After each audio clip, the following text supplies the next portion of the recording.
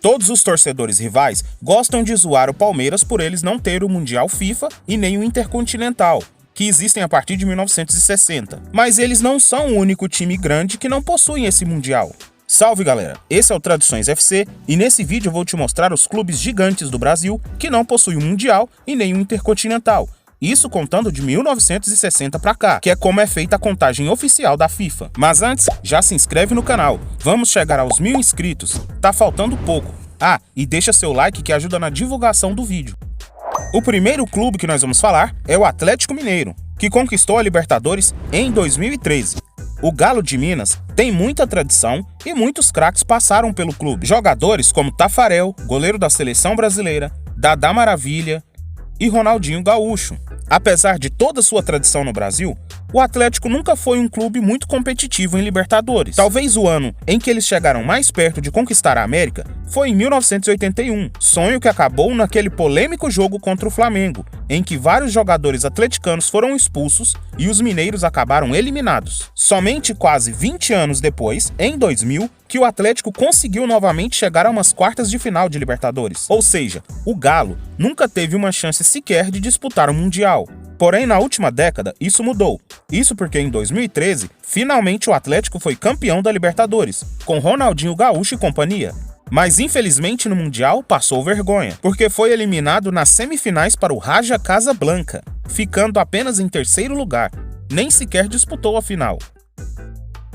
Ainda em Minas, vamos falar do Cruzeiro, o outro gigante. E olha, nem dá pra zoar os atleticanos, porque os cruzeirenses também não têm Mundial, e eles tiveram mais chances do que o Atlético. O Cabuloso acabou de voltar do pesadelo da Série B e de sua quase falência nos últimos anos. Mas apesar de tudo, o time celeste é um dos maiores campeões do Brasil. Eles possuem nada mais nada menos do que 6 Copas do Brasil e 4 brasileiros, além de 2 Libertadores, porém nenhum Mundial.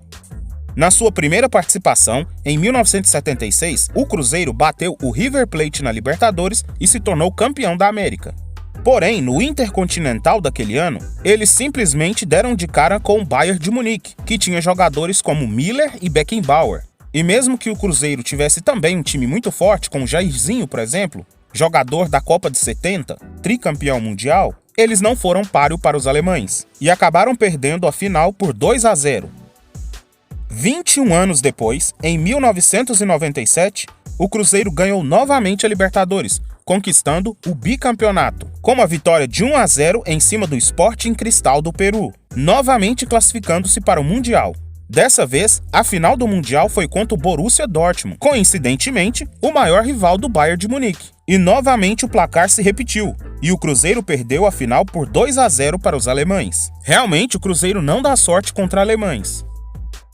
No Rio de Janeiro acontece algo interessante. Dos 4 times grandes, apenas o Flamengo tem Mundial. Aliás, alguns desses grandes nem sequer ganharam uma Libertadores. O Fluminense, por exemplo, apesar de ser tetracampeão brasileiro, nunca conquistou a Liberta. O mais perto que o tricolor do Rio de Janeiro chegou foi em 2008, quando em uma noite trágica perderam a final nos pênaltis para a Liga de Quito, em pleno Maracanã. Ou seja, eles nem sequer conquistaram a América, quanto mais disputaram o Mundial.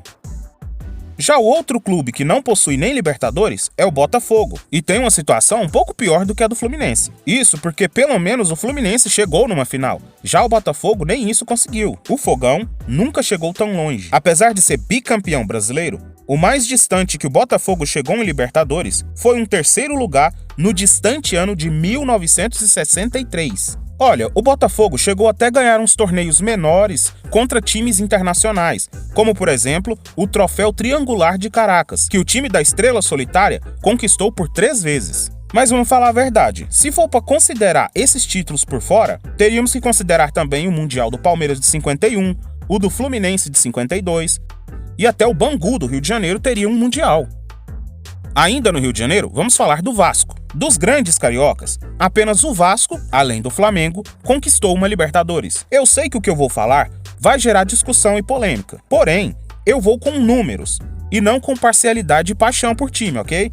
E o que os números mostram? Eles mostram que simplesmente o Vasco é a segunda força do Rio, apesar de nos últimos anos eles viverem a sua pior fase, Eu digo isso porque desde os anos 70 e 80, o Cruz Maltino brilha no futebol brasileiro. Mas foi principalmente nos anos 90 que eles viveram seus melhores anos. Em 97, por exemplo, conquistou o seu terceiro Brasileirão.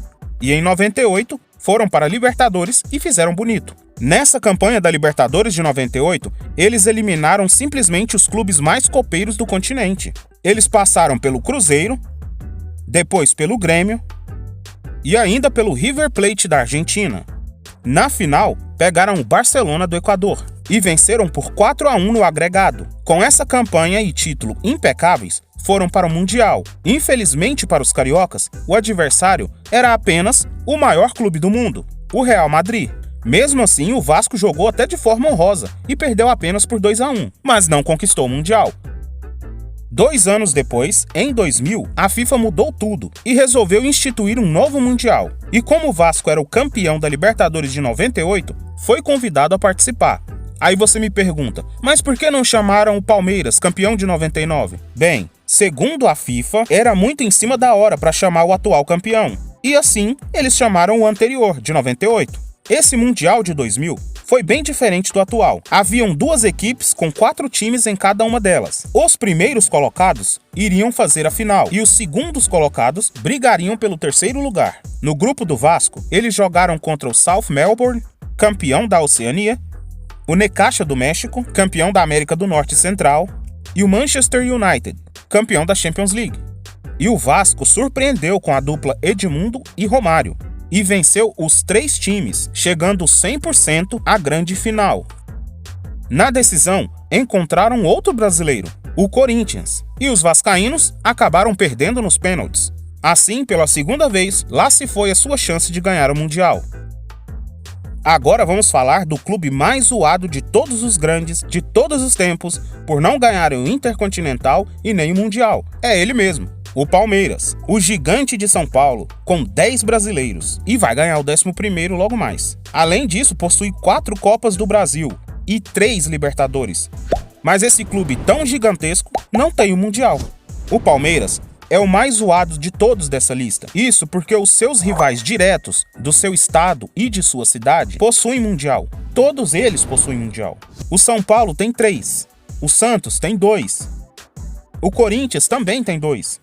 Enquanto isso, o Palmeiras não tem. E não foi por falta de chance, até porque eu já disse, eles têm 3 Libertadores. A primeira tentativa foi em 1999, ainda na época do Intercontinental de Clubes. O Palmeiras tinha um timaço, aquele clássico time da era Parmalat. Eles ganharam a Liberta em cima do Deportivo Cali da Colômbia e foram para o Mundial contra o Manchester United, que era campeão da Champions League. Na final, os ingleses acabaram ganhando do Palmeiras por 1-0, e lá se foi a primeira chance do título mundial. Agora, naquele novo formato do Mundial de 2000 que a FIFA criou, o Palmeiras foi convidado em 2001.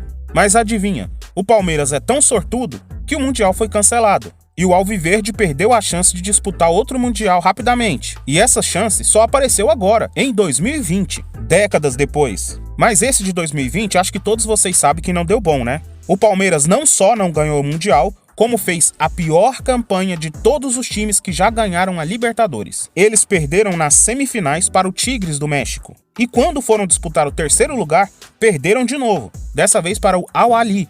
Mas o Palmeiras não se deu por vencido, pois em 2021 eles voltaram a conquistar a Libertadores, o bicampeonato, e dessa vez o Palmeiras foi mais confiante para o Mundial. E olha, pensando bem, o Palmeiras não passou vergonha dessa vez, porque eles eliminaram o Al-Ahly, vencendo por 2-0, e na final pegaram o Chelsea.